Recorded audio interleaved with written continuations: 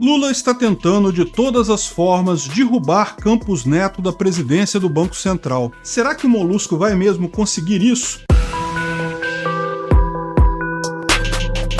Esse é o Visão Libertária, sua fonte de informações descentralizadas e distribuídas. Desde o início de fevereiro, têm sido observados alguns atritos entre o presidente da República, o Lula, e o presidente do Banco Central, Campos Neto. A principal causa dessa discordância é a questão da taxa básica de juros, que foi mantida em 13,75% pelo Copom, o Comitê de Política Monetária, pela quinta vez consecutiva. Lula tem atacado Campos Neto publicamente, afirmando se tratar de uma vergonha a alta taxa de juros praticada no Brasil, chamando o presidente do Banco Central de esse cidadão. Lula tem utilizado um tom agressivo e ameaçador em diversas oportunidades. A extrema imprensa tem ajudado Lula, o apoiando nas tentativas de desautorizar o presidente do Banco Central. Segundo o site Brasil 247, Campos Neto tem se portado como um inimigo do governo e personagem hostil às abordagens de Fernando Haddad, do presidente Lula e mesmo da ministra Simone Tebet. O que vemos é, portanto, um alinhamento do discurso de Lula e de vários de seus apoiadores políticos com o discurso da mídia esquerdista, que sempre funcionou como mero veículo de propaganda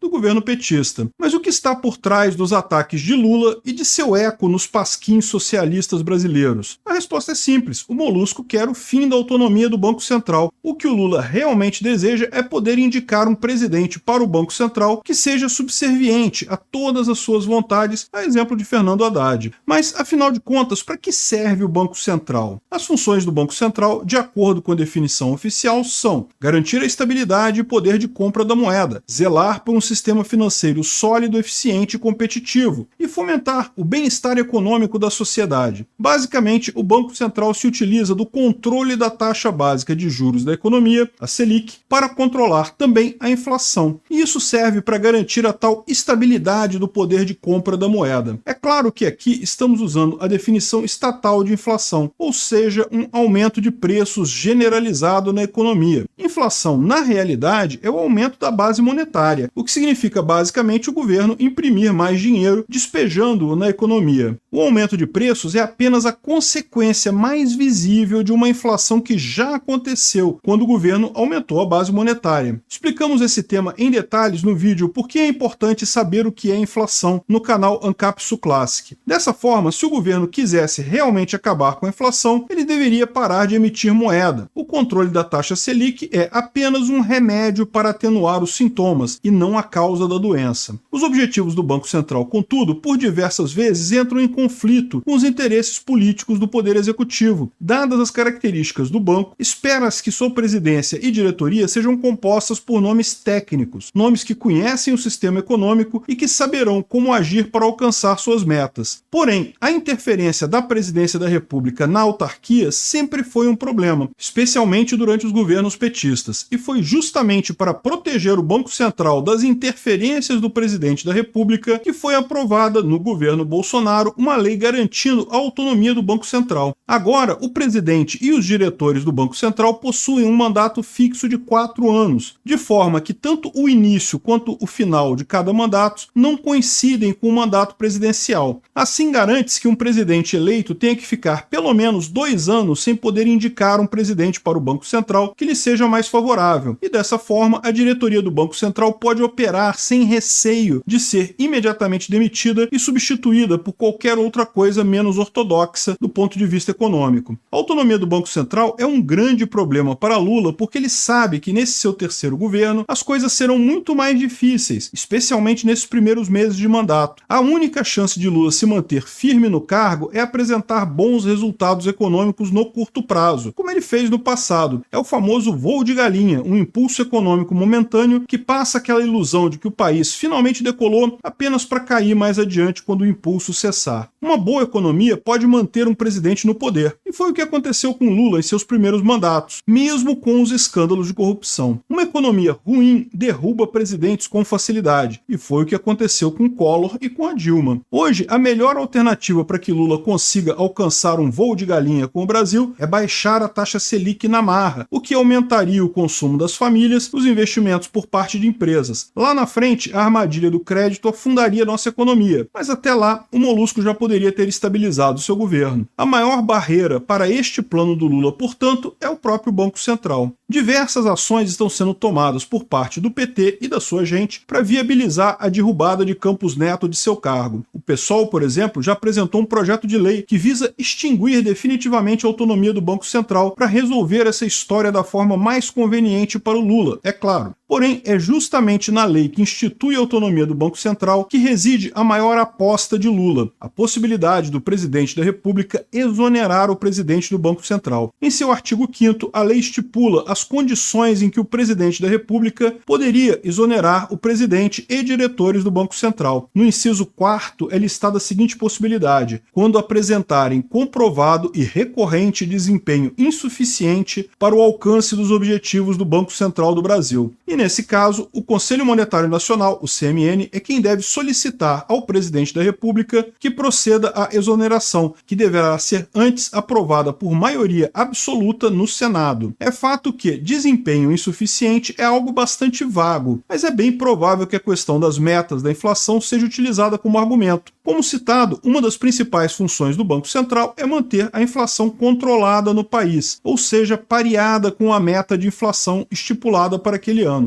Acontece que, embora nos 2 primeiros anos do mandato do Bolsonaro a inflação tenha acompanhado o centro da meta, em 2020 e 2021, por ocasião da pandemia, houve uma disparada da inflação. Essa disparada foi controlada com muito custo no ano passado, em 2022. Ainda assim, esse certamente será o argumento utilizado pelo governo Lula para tentar derrubar Campos Neto de seu cargo. Mas então, quem faz parte do Conselho Monetário Nacional? Esse grupo que possui a atribuição de solicitar a exoneração de Campos Neto. Bem, o CMN é composto pelo próprio Campos Neto, além do ministro da Fazenda, Fernando Haddad, e da ministra do Planejamento, Simone Tebet. Como você pode perceber, Campos Neto é minoria no CMN. E se os outros 2 participantes do conselho estiverem bem alinhados com os interesses do seu patrão, o próprio Molusco, é bem provável que vejamos em pouco tempo um pedido de exoneração de Campos Neto. Mas calma lá, esse pedido ainda tem que passar pelo Senado, e o Senado não está satisfeito com essa brincadeira não. Inclusive o Pacheco puxou a orelha do Lula falando que a autonomia do Banco Central foi um projeto aprovado pela Câmara e pelo Senado. Eles querem defender isso. Todo esse jogo político, no fim das contas, serve apenas para esconder a realidade que todos nós libertários já sabemos. O grande problema do Banco Central não é a questão de sua autonomia, mas sim de sua própria existência. O fato de haver um órgão estatal responsável por manipular toda a economia de um país, além de centralizar toda a atividade bancária, é uma loucura econômica e uma violência estatal contra a livre iniciativa. Não se trata apenas do fato de que os bancos centrais são responsáveis pela maior parte das crises econômicas da história. Estamos falando de um problema ético, de um controle criminoso sobre a economia. Ainda assim, uma vez que não existe possibilidade imediata de extinção do Banco Central, precisamos aceitar o fato de que é muito melhor que esse banco, no mínimo, tenha realmente autonomia, principalmente durante governos petistas. A concentração do poder nas mãos de um único governante é um grande perigo para a sociedade, e quanto mais pulverizado estiver esse poder, mais seguros todos nós estaremos. O fato de que Lula, hoje, é incapaz de manipular a taxa Selic a seu bel prazer, representa um respiro de alívio para todos nós brasileiros. O atual presidente do Banco Central é neto de Roberto Campos, conhecido por suas frases precisas e seu grande conhecimento econômico. Roberto Campos, o avô, fez parte da área econômica de diversos governos, tendo participado da criação do próprio Banco Central durante o período militar. Contudo, anos depois, ele teria contato com a Escola Austríaca de Economia, o que o faria rever várias de suas ações no governo brasileiro. Ao comparar o Banco Central com um monstro de Frankenstein, Roberto Campos afirmou: "Por isso, quando me perguntam se sou ou não a favor da independência do Bacen, minha resposta é tipo existencial. Será que o monstro deve existir?" O fato é que ele estava certo. A existência do Banco Central é sim um grande problema, tanto do ponto de vista econômico quanto do ponto de vista ético. Ainda assim, como o BC vai continuar existindo, pelo menos no curto prazo, o melhor é que ele realmente fique livre das garras do Molusco, pelo menos até 2025, que é quando inicia o novo mandato de presidente do Banco Central. Pelo bem do Brasil, todos devemos esperar que Campos Neto vença essa queda de braço contra Lula e seus aliados, conservando a autonomia do Banco Central e, de quebra, garantindo garantindo um pouco de sanidade econômica junto aos altos escalões. Obrigado por sua audiência. Esse artigo foi sugerido e escrito por Quinta Essência, revisado por Donda e narrado por mim, Peter Turguniev. Se você gostou desse vídeo, clique no ícone de curtir aí embaixo, compartilhe esse vídeo na sua rede social, porque isso ajuda a aumentar o alcance dele. E se você deseja ser notificado de outros vídeos, clique em se inscrever aí embaixo e depois no ícone da campainha. Até a próxima!